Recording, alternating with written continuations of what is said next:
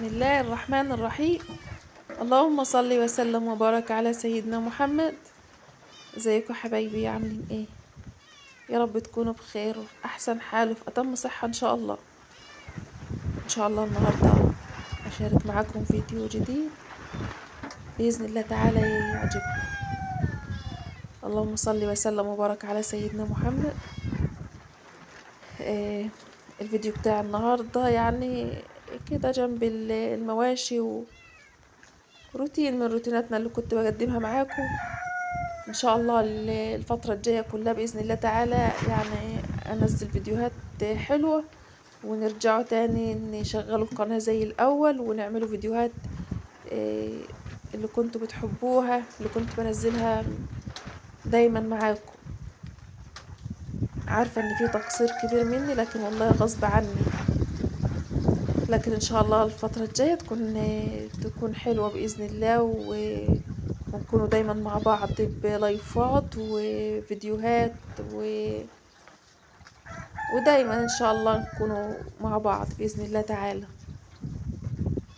اللهم صل وسلم وبارك على سيدنا محمد.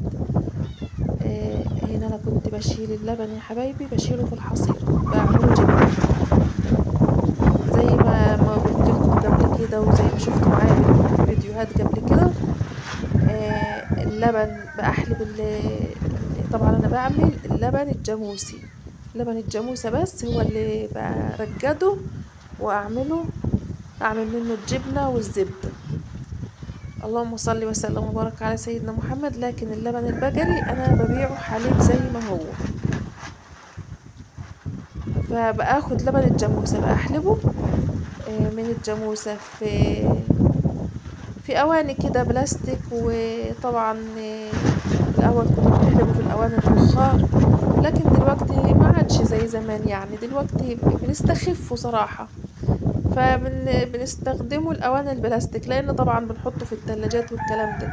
لكن زمان ما كانش فيه ثلاجات، وكنا بنعمله في الاواني الفخار، الطواجن الفخار ديت كنا بنحلبه فيها. فهي بتحفظ اللبن رطب وحلو، يعني في الصيف مثلا ما كانش محتاج تلاجة، بنحلبوه في الأواني الفخارية دي أو الطواجن الفخار ديت ونسيبوه من غير تلاجة من غير حاجة لما يطلع معانا ونشيلوه. لكن دلوقتي التلاجات متوفرة، فاحنا بنحلبه في الأواني البلاستيك ديت. وبعد كده باخده طبعا احنا دلوقتي في فترة الشتاء، الدنيا ساقعة برد موت. يعني لو تاخدوا بالكم من الفيديو صوت الهواء، انا سبت الفيديو بالصوت الطبيعي والاجواء اللي كانت حواليا وقت التصوير، فكان الهواء عالي جدا يعني بطريقة لا تتخيلوها. وطبعا بعد شوية الدنيا مطرت، يعني مصورة معاكم برضو ان شاء الله جزء تشوفوه معايا من المطر في نفس الفيديو. فبأحلب اللبن واخده اشيله كده في الدولاب عشان مكان دافي. يعني عايزين دلوقتي احنا في الشتاء فبندفه مكان دافي، بيقعد زي 3 ايام ويبدأ يخرج القشطة بتاعتي على الوش، واللبن الرايب تحت اللي هو ايه بنسموه مثلا الزبادي. احنا عندنا كفلاحين بنسموه لبن رايب، اللبن الرايب. بعد كده باخد القشطة من على وش اللبن، اقش القشطة اخدها كده من على وش اللبن واشيلها في يعني طبق كده بلاستيك، احوش فيه القشطة بتاعت الاسبوع كله. وابدا اشيل اللبن اللي طلع اللي هو الرايب ده، ابدا احط له ميه سخنه، يا اما ادخله الفرن على درجه حراره هاديه، اللي هو اللبن بتاعي يدوب يدفى، مش يسخن جامد، لا يدوب يدفى. طبعا انا مش بحطه في الفرن للامانه، انا بستسهل على نفسي وبسخن ميه، بس بسخنها توصل لدرجه يعني بتكون داخله على الغليان، تكون الميه بتاعتي نملت كده او داخله على الغليان، اخدها في الوقت ده احطها على اللبن الرايب، واسيبها كده زي 5 دقايق ولا 10 دقايق، وابدا اخد اللبن وانزل احطه في الحصيره.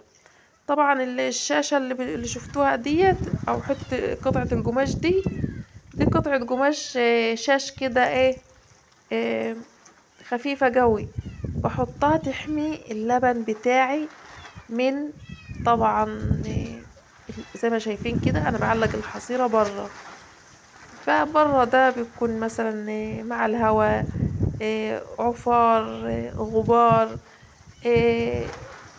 ناموسة اي حاجة، لا الشاشة دي بتحميلي اللبن بتاعي، مغطية بيها اللبن، فبالتالي يفضل نضيف عندي. طبعا الناس اللي كانت بتقول لي انت بتعملي اللبن بره والمكان مش نضيف، لا المكان نضيف وكل حاجة يا حبايبي، وانا بحط الحصيرة على يعني وعاء عالي كده، مش بتحصل الارض، يعني الحصيرة على الماجور عالي او كروانة او اي حاجة عالية، فمش بتحصل الارض، فبالتالي الحاجة بتاعتي نضيفة. اللهم صل وسلم وبارك على سيدنا محمد. وبعد بسيبها بقى بره، لان هي بتفضل بقى ايه، تصفي الشرش بتاعها كده مع نفسها. بسيبها 4 ساعات 5، انا بسيبها لحد المغرب، يعني بشيله الصبح اسيب اللبن ايه في الحصيرة لحد المغرب، اقطع الجبنة بتاعتي المغرب، بيكون الوقت معايا كده كويس قوي. اللهم صل وسلم وبارك على سيدنا محمد. اخواتي وحبايبي اللي كانوا بيقولوا لي يا ام امير عايزين زبدة وهم من اماكن بعيدة، والله يا حبايبي على عيني وعيني وعيني كمان.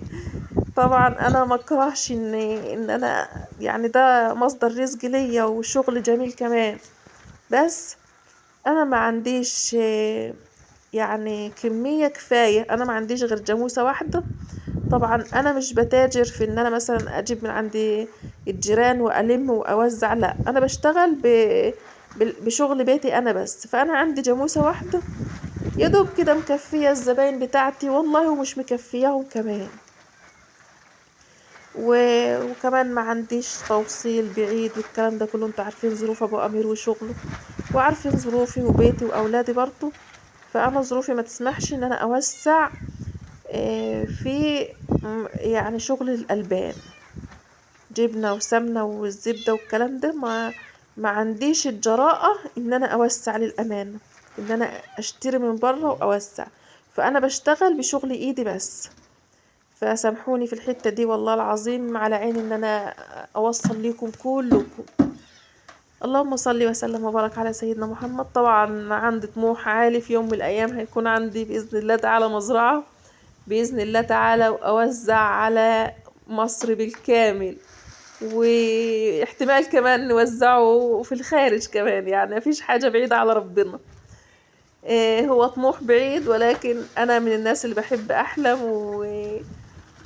ومتأكدة ان في يوم من الايام هعمل حاجة من اللي بحلم بيها، لان حلمت بحاجات ياما قبل كده وسبحان الله تحقق منها كتير والله العظيم، وما كنتش اتخيل ان هي تتحقق يعني للأمانة.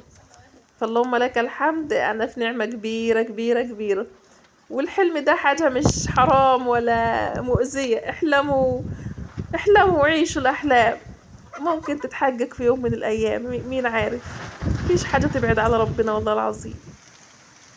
الهوا كان عالي والدنيا بتغيم وشوية بقى والدنيا قالت خد شتا من عندك. الدنيا شتت مطرت يعني، حبيت اديكم برضو جزء كده من المطر تشوفوه وتعيشوه معايا. ممكن المطر مش واضح قوي، بس والله كانت بتمطر بطريقة كبيرة. طبعا شوفوا يعني الجو كان يعني شبيه ان هو يضلم، الوقت ده احنا ما كناش اخر النهار، والله ده احنا كنا قبل الظهر، يعني التصوير ده كان قبل الظهر، بس مع الغيوم وكده كانت الدنيا تحس ان هي عاطية على ضلمة شوية. اللهم اجعله غيثا نافعا يا رب العالمين. اتمنى ان الفيديو بتاعي يعجبكم، واللي ما حطش اللايك وعجبه الفيديو اتمنى يحط لي اللايك، ويا رب دايما اشوفكم على خير وفي صحة وهنا وسعادة في فيديوهات جديدة وشيقة وممتعة ومفيدة يا رب بإذن الله تعالى. بإذن الله يا رب تكون فيديوهاتنا مفيدة يعني وتكون شيقة بالنسبة ليكم وتحبوا الأجواء بتاعتنا. أشوفكم على خير بإذن الله. السلام عليكم.